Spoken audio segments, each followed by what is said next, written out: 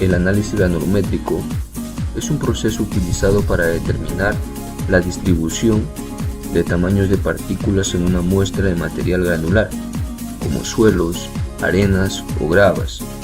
Este método permite clasificar y cuantificar el porcentaje de partículas de diferentes tamaños que componen una muestra, lo que es esencial en áreas como geotecnia, construcción y minería.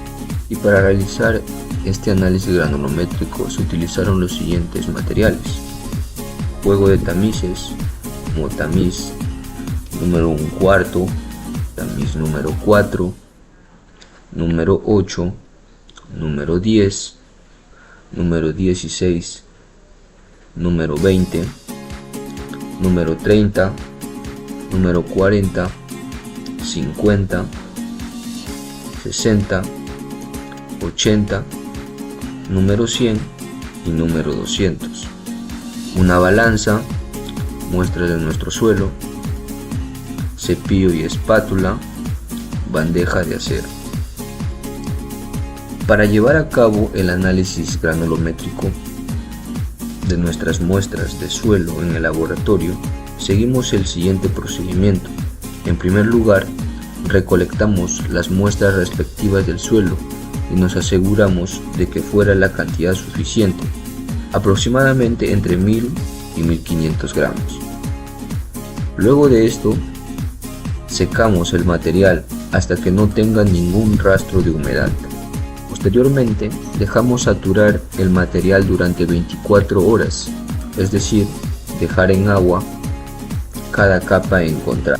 Pasado las 24 horas, realizamos el lavado del material saturado. Tras el lavado, se seca totalmente el material. Por otro lado, realizamos la preparación del equipo, asegurándonos de tener el juego de tamices con diferentes mallas y según sus medidas, ordenándolos en estricto orden. Una vez ya colocados en orden, desde el más grande al más pequeño, verteremos muestras de nuestro suelo para realizar el tamizado, agitando los tamices por un tiempo de 10 a 15 minutos, asegurándonos de que todas las partículas pasen por los tamices de manera efectiva.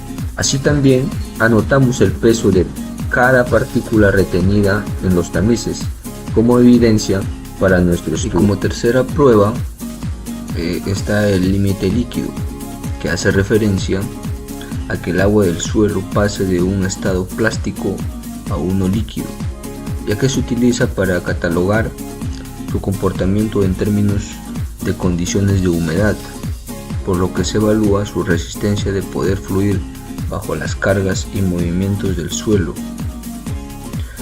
por lo que se analiza mediante los ensayos de laboratorio para poder realizar la clasificación de suelos, por lo que tiene la finalidad de examinar las propiedades que tiene para su capacidad y estabilidad en los proyectos de la ingeniería civil, en la construcción de estructuras o colapsos en terrenos saturados.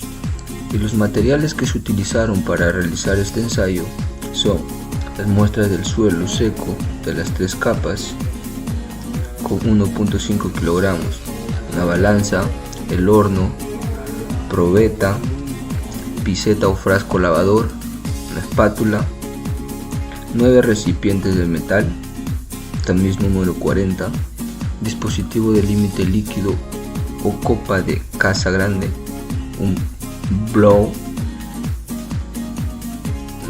disco moledor, agua, bandeja de acero, franela y un tubo de medida de laboratorio o pipeta. Y para realizar el límite líquido se necesita material seco, por lo que se selecciona el material de cada capa, entre 1.5 kilogramos o 2. Luego se pasa a realizar el secado del suelo de cada capa en una cocina. Después, para poder separar las partículas finas de capa, se muelen en la bandeja de acero junto al disco moledor y se pasa a ordenar en el tamiz número 40 junto a la tapa y al fondo de recepción. Al tener las 3 capas ya secas en 3 latas diferentes, pasamos a vaciar la primera capa en el tamiz número 40, donde se verificará al moverlo cuánto queda en la malla retenedora, dándonos así 1 kilogramo aproximadamente. Pasamos a pesar las latas para luego el material retenido se pasa junto al material de las 3 capas para poder distribuir a las latas pequeñas en 3 muestras de cada capa para empezar a realizar el dispositivo de límite líquido. Al distribuir las 3 muestras se buscan los 9 recipientes de metal para anotar el peso que tienen, lo cual nos proporcionará datos precisos y de igual manera se señala en cada lata. Al tener los pesos de las latas, se colocaron en las 9 latas las muestras respectivas del suelo seco en los recipientes, 100 gramos, de las 3 capas y se determinó el peso de suelo seco más lata. Al tener las muestras de cada capa, se empieza a colocar en el bowl de la capa 1 de la primera muestra. Colocamos los 100 gramos y con la ayuda de la pipeta y de la piseta llenamos con agua tratada dependiendo del tipo de suelo que tengamos, entre 20 a 30 mililitros. Al tener la cantidad de agua necesaria en la pipeta, colocamos en el bowl junto a los 100 gramos del material seco y lo removemos hasta que quede con una consistencia pastosa.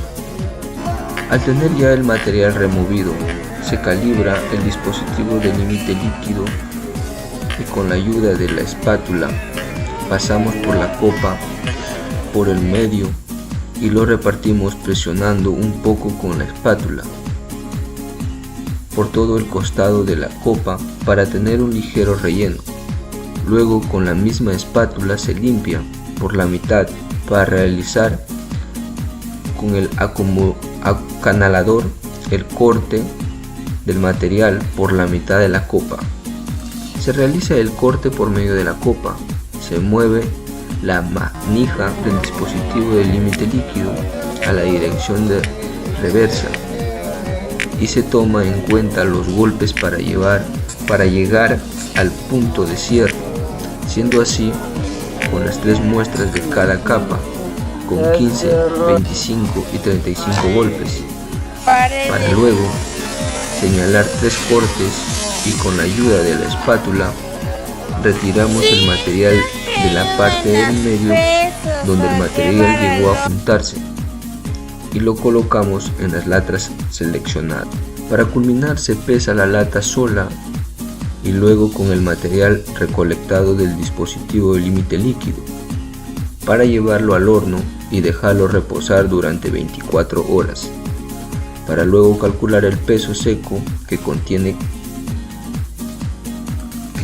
capa muestra de las 3 capas. Como bien, el límite del plástico es el contenido de humedad a partir de la cual un suelo pierde su capacidad de deformarse permanentemente sin romperse, es decir, pasa de ser plástico a semisólido. En ingeniería civil, en este parámetro sirve para clasificar suelos, determinar su plasticidad e índice de plasticidad, evaluar su capacidad de soporte, diseñar pavimentos y presas, ya que influye en la compactación, la resistencia y la erosión y la capacidad de soportar cargas.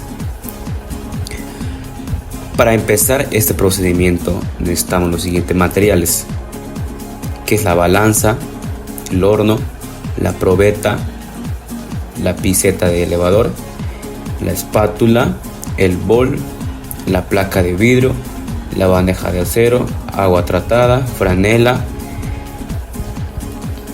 Bien, el primer procedimiento es: seleccionamos el material seco de la capa seleccionada de 100 gramos. Luego pasamos a seleccionar las 3 latas y pesarlas vacías.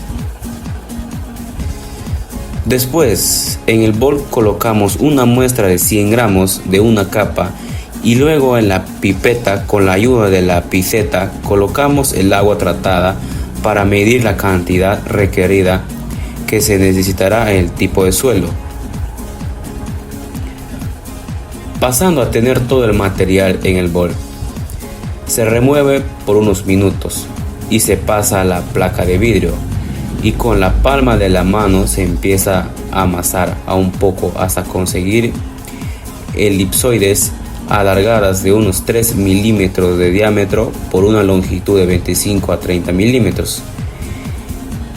Y si los elipsoides empiezan a cuartearse en fracciones, en aquella humedad es el límite plástico del suelo.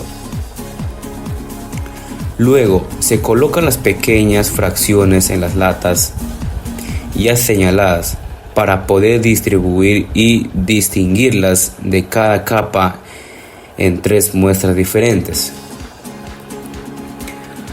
Al final se pesan los 3 recipientes con las pequeñas fracciones en una balanza